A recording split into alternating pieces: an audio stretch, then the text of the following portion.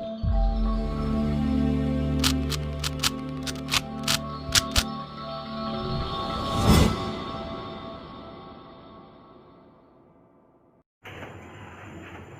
dear student, once again you are most welcome at my channel.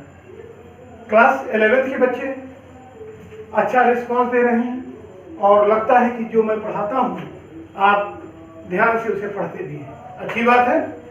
आप अपनी उपस्थिति को कमेंट बॉक्स में जरूर प्रेजेंट किया करिए नाम के साथ, ताकि मुझे भी लगे कौन कौन से बच्चे इंटरेस्ट ले रहे हैं। ठीक है ना। तो हम आपको अभी पहला ही चैप्टर चल रहे थे बायोलॉजी का, और वो था लिविंग वर्ल्ड। क्लियर। और ये पार्ट 4 में हम आ चुके हैं और पार्ट 4 अब लगभग समाप्ति पे है। आज का जो लेक्चर आपको मिलेगा, इस लेक्चर के बाद हम आपको एमसीक्यू क्वेश्चंस या मल्टीपल चॉइस क्वेश्चंस करा देंगे और कुछ इंपॉर्टेंट क्वेश्चन के बारे में बताएंगे, और उसके बाद ये चैप्टर समाप्त हो चुका होगा। क्लियर। तो हम चलते हैं। आज हम सम इम्पोर्टेंट बायोलॉजिस्ट के बारे में डिस्कस करेंगे आपसे। सम इम्पोर्टेंट बायोलॉजिस्ट यानी जीव विज्ञान के क्षेत्र में जिन वैज्ञानिकों का योगदान है उनका हम कुछ डिस्कस कर लेते हैं चैप्टर की समाप्ति पर। तो ये रहे कुछ वैज्ञानिकों के नाम मैंने लिख रखे हैं, आप ध्यान देंगे। सम इम्पोर्टेंट बायोलॉजिस्ट, इनमें William Harvey, Zacharias Janssen, Robert Hooke, Antonie van Leeuwenhoek, Carolus Linnaeus, Jean Baptiste de Lamarck, Charles Robert Darwin, Gregor Johann Mendel, Schleiden and Schwann और रॉबर्ट ब्राउन।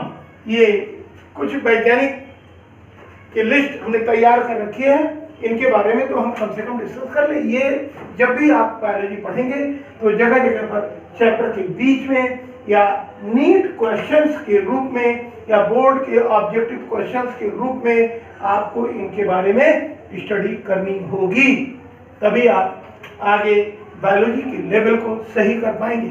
ठीक। हम देखते हैं सबसे पहले विलियम हार्वे ने क्या किया था। इन्होंने ब्लड वैस्कुलर सिस्टम, किसकी ब्लड वैस्कुलर सिस्टम के बारे में बताया था सन 1628 में। कब बताया था?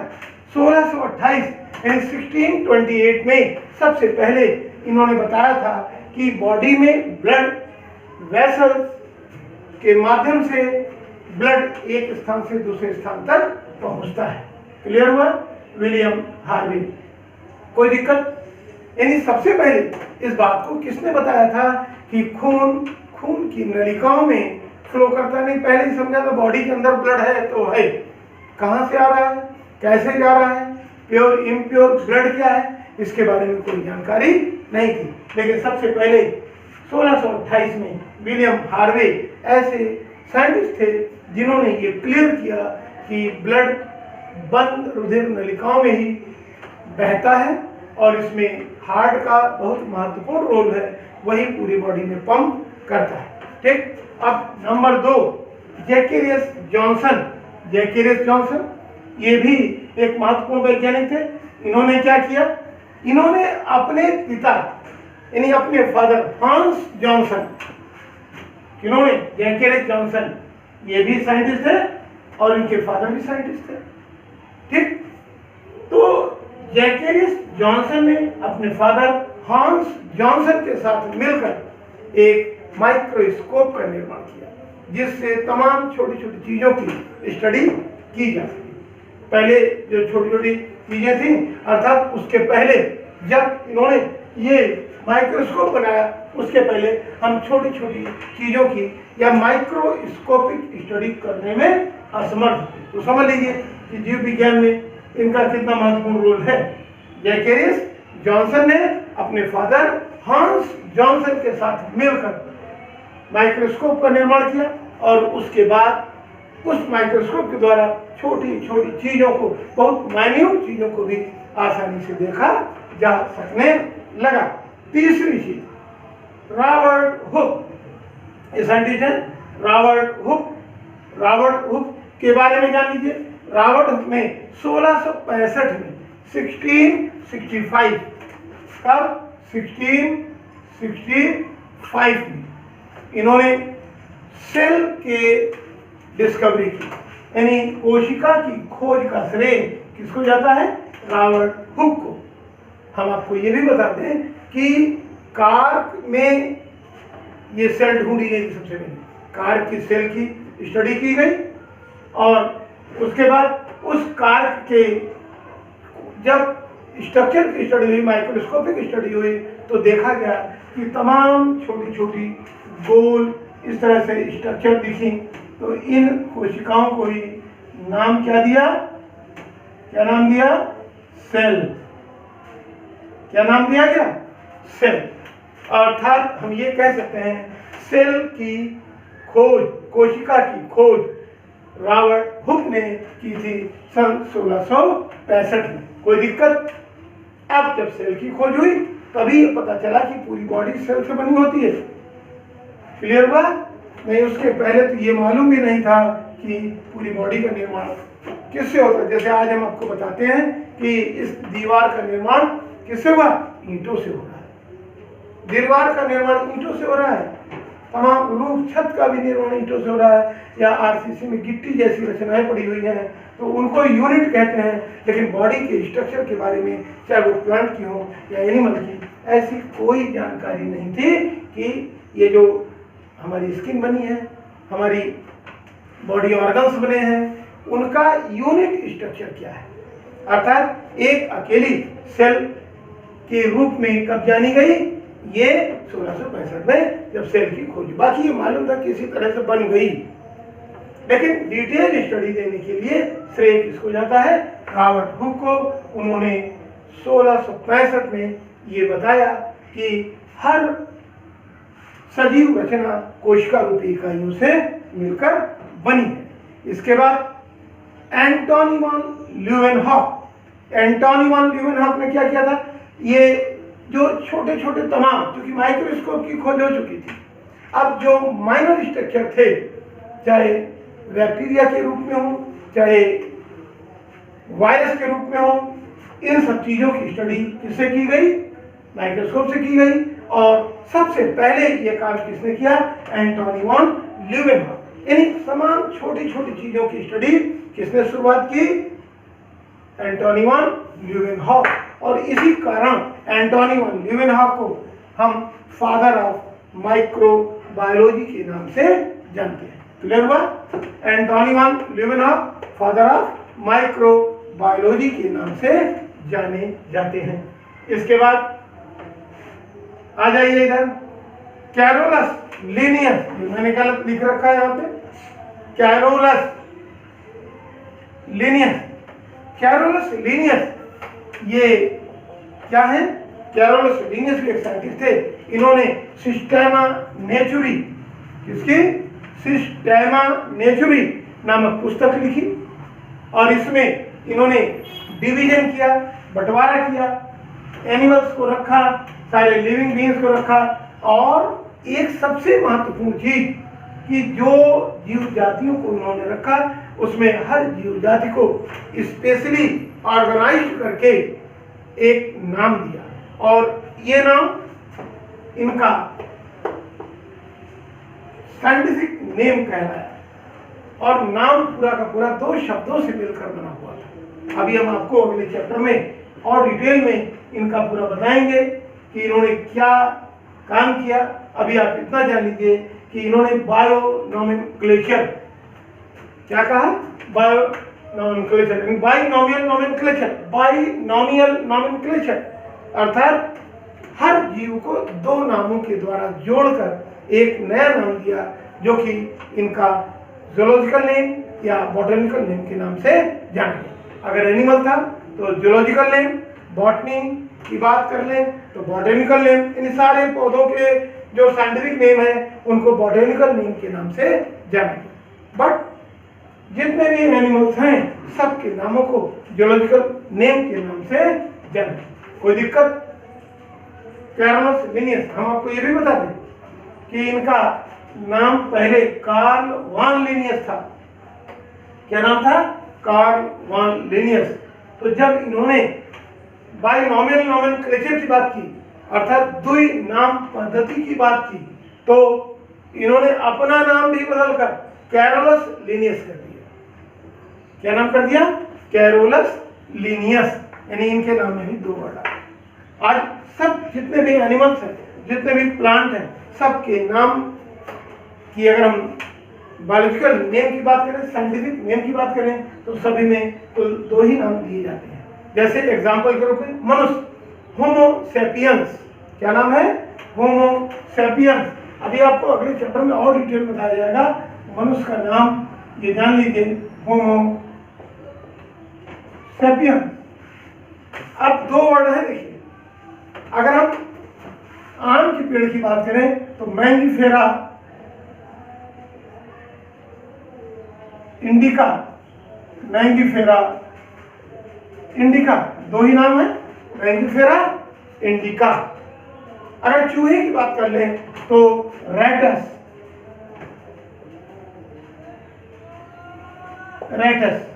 ये सब में कुल 2 ही नाम मिलेंगे। इसमें पहला नाम उनके वंश का, जीनस के रूप में, और दूसरा नाम उनकी स्पीशीज, जाति के नाम से जाना जाता है। तो ये चीजें जो हो गई, आप इनको अच्छे तरह समझे। ये सब किसकी देन है? ये कैरोलस लिनियस की ही देन है, कोई दिक्कत नहीं। जैसे बिल्ली का भी फेलिस डोमेस्टिका, मुझको जितने याद आते जा रहे हैं मैं आपको बताता चल रहा हूँ, और बाकी इसकी लंबी लिस्ट आपको हम देंगे नेक्स्ट चैप्टर में, जब हम द्विनाम पद्धति या बाइनोमियल नोमेनक्लेचर के बारे में पढ़ेंगे। तो इसकी देन किसकी थी? Carolus Linnaeus. Clear? Next number, gene Baptiste de Lamarck. Gene Baptiste de Lamarck, ये कौन थे? लैमार्क का नाम नहीं सुना? लैमार्क का नाम आपने हाई स्कूल में पढ़ा होगा कि लैमार्क और डार्विन, इन दोनों की जो ऑर्गेनिक इवोल्यूशन या जैव विकास की थियरी थी, ये बताई गई होगी कि क्या क्या थी। तो आपने डिटेल पढ़ा होगा, और डिटेल जानने के लिए हम आपको अभी यहाँ थोड़ा सा ले चलते हैं, बाकी बाद में आपको बताया जाएगा। Gene Baptiste de Lamarck, gene Baptiste de Lamarck, इन्होंने फिलॉसफिक जूलॉजिक नाम की किताब लिखी थी। इन्होंने फिलॉसफिक जूलॉजिक नाम की किताब लिखी थी 1809 में। कब लिखी थी? 1809 में फिलॉसफिक जूलॉजिक। क्या नाम दिया था? फिलॉसफिक जूलॉजिक। और इन्होंने इसमें बताया था किस प्रकार से जीवों का डेवलपमेंट हुआ है, किस प्रकार से पहले कैसे। आज हम देख रहे हैं जिस रूप में हम लोग हैं, इस रूप में सबसे शुरू में नहीं थे, यानी प्रारंभ में हम सब ऐसे नहीं थे, लेकिन आज इतने डेवलप कंडीशन में आ गए। तो इतने डेवलप्ड कंडीशन में आने के लिए कोई रात भर का समय नहीं लगा, इसमें हजारों करोड़ों सालों का समय लगा है। और इतने लंबे समय अंतराल में किस प्रकार से लाइफ डेवलप हुई है, किस प्रकार से लिविंग बीइंग डेवलप हुए हैं, इसको किसने बताया था? जीन बैप्टिस्ट डी लैमार्क ने सबसे पहले एक सिस्टमेटिक स्टडी की थी, और उसके बारे में उन्होंने अपने सिद्धांत को दिया था, जिसको हम लैमार्कवाद के नाम से भी जानते हैं। क्लियर हुआ? तो ये लैमार्कवाद के बारे में हो गया। दूसरा, Charles Robert Darwin. Charles Robert Darwin जो थे, इन्होंने भी लैमार्क ने जिस प्रकार से लिविंग बीइंग की स्टडी की थी, उसी प्रकार से चार्ल्स डार्विन ने भी जैव विकास का सिद्धांत दिया था सिस्टमैटिक ढंग से। और इन्होंने 1859 में, यानी 1859 में जैव विकास का सिद्धांत दिया था। 1859 में सबसे पहले देखिए 1809 में किसने दिया था? लैमार्क। और इसके बाद डार्विन ने 1859 में जैव विकास का सिद्धांत दिया गया था। और इन्होंने बताया कि किस प्रकार से छोटे छोटे जीवों में स्ट्रगल होता है, संघर्ष होता है, और उस संघर्ष के फलस्वरूप नए नए जीव बनते हैं, अर्थात उनका डेवलपमेंट होता है। कोई दिक्कत नहीं। तो चार्ल्स रॉबर्ट डार्विन के बारे में भी आपको बताया गया। इन्होंने भी एक बुक लिखी थी, उन्होंने दिया था origin of species by natural selection. क्या नाम दिया था? Origin of species by natural selection. कोई दिक्कत? इसके बाद आइए ग्रेगर जॉन मेंडल। ये भी सब महत्वपूर्ण वैज्ञानिक हैं। ग्रेगर जॉन मेंडल ने क्या किया था?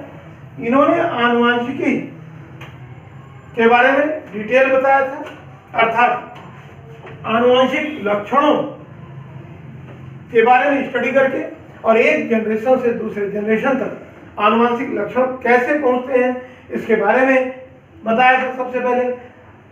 अर्थात इन्होंने आनुवंशिकता पे, हेरिडिटरी कैरेक्टर्स पे सबसे ज्यादा काम किया था, इसीलिए इनको फादर ऑफ जेनेटिक्स के नाम से भी जाना जाता है। कोई दिक्कत? ये फादर ऑफ जेनेटिक्स के नाम से भी जाने जाते हैं। कौन? Gregor Johann Mendel. और आपने पढ़ा होगा 10th में, इंटर में और डिटेल में पढ़ेंगे कि इन्होंने सबसे पहले अपने सारे एक्सपेरिमेंट को मटर के पौधों पर किए। स्वीट पी, खाने वाली मटर, ये पढ़ा होगा। ये कौन थे? ऑस्ट्रिया में ग्रीक शहर था, सॉरी गलती हुई, ऑस्ट्रिया के ब्रून शहर में, एक ऑस्ट्रिया के ब्रून शहर के एक चर्च में ये फादर थे और वहीं रहते हुए इन्होंने अपना काम किया, एक्सपेरिमेंट किए। उसके बाद इनकी जो पूरी की पूरी थियरी थी उसे कई एक्सपेरिमेंट निकाले गए। बाद में वो Mendel first law, second law, third law के बारे में आपने पढ़ा हुआ होगा। तो फादर ऑफ जेनेटिक्स के नाम से कौन जाना जाता है? Gregor Johann Mendel.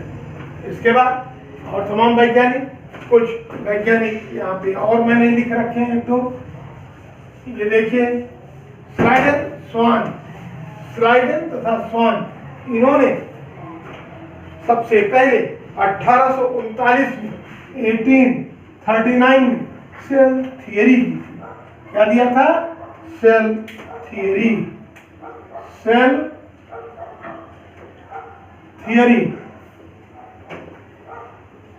किसने दिया था? स्लाइडन एंड स्वान, ये दो साइंटिस्ट थे। इन्होंने 1839 में सेल थियरी दी और इन्होंने बताया कि सारे लिविंग बीइंग, सारे सजीव कोशिका से बनते हैं। और इसी में आगे बाद में रुडोल्फ बर्चाउ एक साइंटिस्ट और थे, उन्होंने बताया कि new cells always develop from old cell, अर्थात नई कोशिकाएं पुरानी कोशिकाओं से मिलकर बनी। ठीक, तो ये भी साइंटिस्ट हुए। उसके बाद रॉबर्ट ब्राउन, जब सेल की खोज हो गई 1665 में, किसने की थी? रॉबर्ट हुक ने। तो हम आपको बताएं कि उसका इसमें जो न्यूक्लियस, जो सेल है, सेल के अंदर एक न्यूक्लियस भी होता है। न्यूक्लियस के बाद को किसने बताया था? सबसे पहले ये रॉबर्ट ब्राउन ही थे। किसने बताया था? रॉबर्ट ब्राउन ने। कब बताया था? 1831 में।